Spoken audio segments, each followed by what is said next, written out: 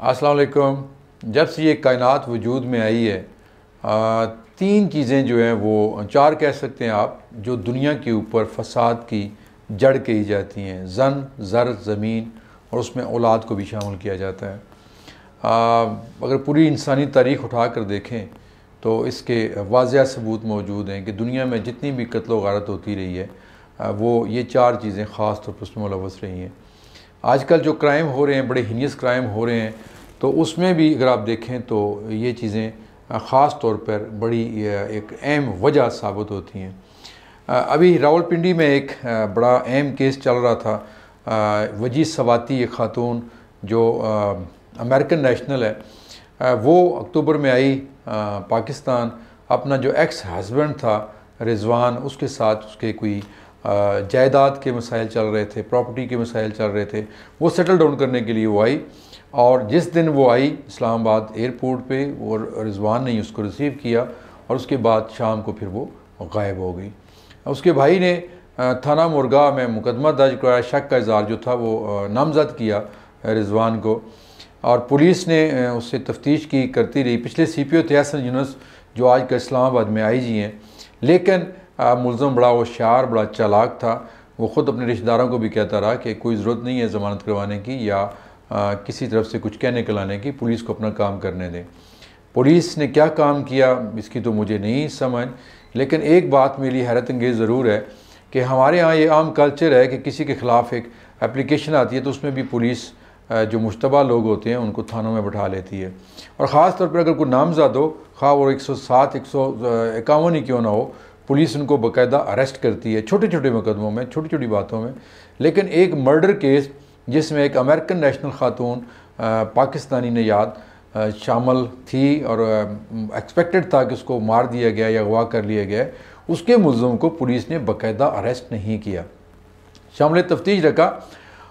इसी दौरान फिर वो यहाँ से बड़े हाई पैमाने पे तबादले हुए, चले गए। हसन यूनुस साहब यहाँ से DIG ऑपरेशन बनकर लाहौर चले गए, उनकी जगह इस्माइल ताहिर साहब आए, थोड़े दिन वो रहे, और उसके बाद आगे साजिद कियानी साहब। साजिद कियानी साहब की शोहरत जो है वो एक इंतहाई डेड हॉनेस्ट, हार्ड वर्किंग और काम करने वाले पुलिस ऑफिसर की है। वो जब आए तो ये बड़ा एक हाइप पे चला गया था केस, क्योंकि जो कंप्लेनेंट था वो हाई कोर्ट में रिट पटिशन कर चुका था, और रिट पटिशन में CPO को ख़ास तौर पर फरीक बनाया गया था। CPO को वहाँ बुलाया गया, और जो मुझे पता चला है कि वहाँ अच्छी खासी उनको झाड़ पिलाएगी, और कहा गया कि अगली तारीख तक हर हाल में इस केस को सॉल्व करके रिपोर्ट पेश की जाए। साजिद कियानी ने फिर तमाम रिकॉर्ड मंगवाया, तमाम डाटा निकलवाया, खातून का फ़ोन, रिजवान हबीब का खातून फ़ोन, उसके वालिद का, मुलाजमों का, तो बहुत सारी चीज़ें उसमें जो डिफरेंट आ रही थी एक दूसरे के साथ। उससे फिर उनको शक हुआ कि उसको दोबारा शामिल तफ्तीश किया गया, उसके वालिद को भी किया गया, और फिर एक टेक्निकल तरीके से जब उसके बाप को उसके सामने बैठाया गया, उसकी सुनाई की आंखों पे पट्टी बंधी हुई थी, जब उसने सामने सवाल जवाब हुए तो वो फिर एक बड़ा जो मजबूत एसाब का एक मालिक समझा जा रहा था, एक क्रिमिनल, वो अपने बाप को सामने देख के एक मुल्ज़म की हैसियत में वो फिर अपने आप पर काबू नहीं रख सका, और उसने कहा जी कि मेरे बाप का कोई कसूर नहीं है, इसको छोड़ दे, मैं तमाम हकीकत बता देता हूँ। फिर उसने बताया कि जिस दिन वो खातून आई थी अमेरिका से अपने 2 बच्चों को इंग्लैंड में छोड़ के, छोटे कम सिन बच्चे हैं वो, तो उसी दिन जब घर आया तो 2 और 5 के दरमियान उसने पहले उसका गला दबाया और फिर चाकू के वार करके उसको मौत के घाट उतार दिया। और फिर यहाँ से अपनी गाड़ी में वो उसको हंगू ले गया, वहाँ से अपने एक मुलाजम के हवाले किया, जो उसको ले गया वहाँ पे लक्की मरवत, और अपने घर के सहन में तकरीबन 5-6 फुट नीचे खुदाई करके एक कमरे में तो वहाँ पे उसकी लाश को दफन कर दिया।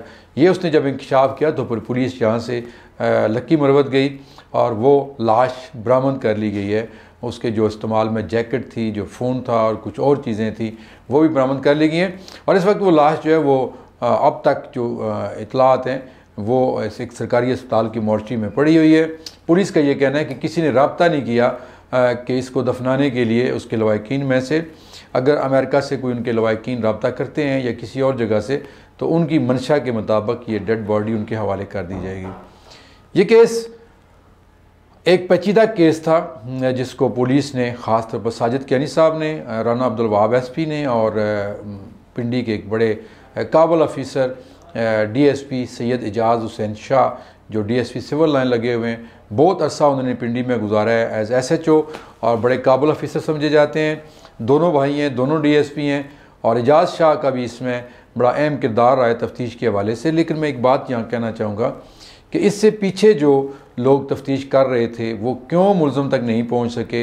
ये इतना ज़्यादा पेचीदा भी केस नहीं था कि अमेरिका से FBI की टीम को यहाँ पाकिस्तान आना पड़ा और यहाँ इनसे मुलज़म अरेस्ट नहीं हो रहा था। लेकिन फिर वही केस जो था वो साजिद कियानी, राना अब्दुल वहाब और डीएसपी एजाज शाह ने ना सिर्फ हल किया बल्कि मुलज़मान भी गिरफ़्तार कर लिए हैं।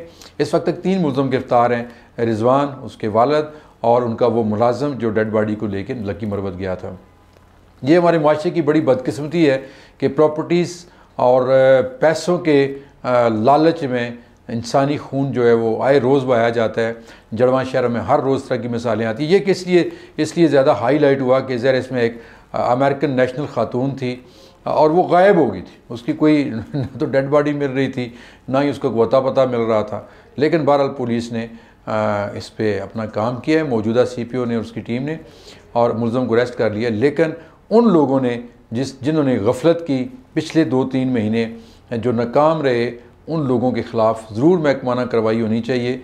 और ये जो मैंने पहले बात की है कि एक नामज़द मुलज़म को अरेस्ट क्यों नहीं किया गया, इस पर भी तहकीक होनी चाहिए कि अगर ये हाई कोर्ट में रिट पिटीशन दायर ना होती, साजिद कियानी को पर्सनली वहाँ पे तलब ना किया जाता और उनको सख्ती से ये ना कहा जाता, तो शायद ये केस इसी तरह कहीं फ़ाइलों में दफन हो जाता। और इस तरह के बेशुमार केसेस हैं। इवन बेनज़ीर भुट्टो का केस आज तक किसी नतीजे पर नहीं पहुँच सका, ज़िया-उल हक़ का केस किसी नतीजे पर नहीं पहुँच सका, और बेशुमार हाई प्रोफाइल केसेस हैं जो दबा दिए जाते हैं और फिर उनका कभी पता नहीं चलता कि उनके कातिल कौन थे। शायद ये वजह भी होती है कि जो क्रिमिनल माइंडेड लोग होते हैं उनको मज़ीद शय मिलती है इससे और वो जराइम करते चले जाते हैं। साजिद कियानी साहब ने इसके अलावा भी एक गैंग पकड़ा है जो पेट्रोल पंप पे भी उन्होंने कत्ल किया था, कुछ और कत्ल भी किए थे। वो भी बड़ा एक ऐसा केस था जो हल नहीं हो रहा था। लेकिन साजिद कियानी ने बिल्कुल अपनी नई टीम जो उनके साथ आई है, तमाम अफसरान यहाँ से तब्दील कर दिए गए, आपको पता ही है, वो इस्लामाबाद में शिफ्ट कर दिए गए IG साहब की ख्वाहिश के ऊपर।